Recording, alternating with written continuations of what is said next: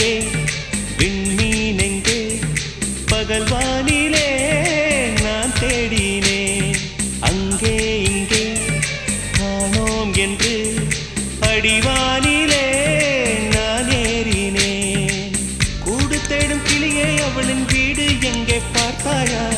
உள்ளாடும் காற்றே அவளின் உள்ளம் சென்று பார்த்தாயா